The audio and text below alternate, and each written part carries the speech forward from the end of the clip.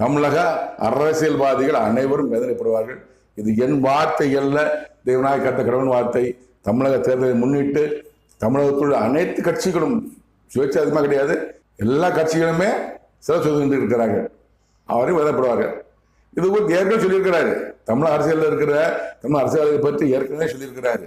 நடிகர் விஜய் பற்றி சொல்லியிருக்கிறார், எடப்பாடி பழனிசாமி, மு.க. ஸ்டாலின், உதயநிதி ஸ்டாலின், நடிகர் சீமான், பிரேமலதா, விஜயகாந்த் பற்றி சொல்லியிருக்காரு. பிரேமலதா பற்றி சொல்லியிருக்காரு. நல்லா கெட்டம் சொல்லியிருக்கிறார். பிரேமலதா, விஜயகாந்த் பற்றி சொல்லியிருக்கிறாரு. ராமதாஸ் பற்றி சொல்லியிருக்காரு. டாக்டர் ராமதாஸ் அன்பர்மா பற்றி சொல்லியிருக்கிறாரு. வைகோ சொல்லியிருக்காரு. திருமாவளவன் சொல்லியிருக்காரு.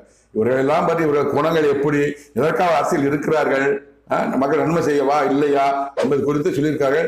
இவர்கள் அனைத்தையும் மாமனிதன் மாற்ற விடுப்பதில் தனித்த நிமிஷம் போட்டிருக்காங்க. அதையும் பாருங்கள். இந்த அரசியல்வாதிகளுக்கு என்னென்ன தண்டனை கொடுப்போம்னு சொல்லியிருக்கிறாரு. நடிகர் விஜய்க்கு ஒரு மரணவாதம் கொடுப்போம்னு சொல்லியிருக்கிறாரு. வைகோ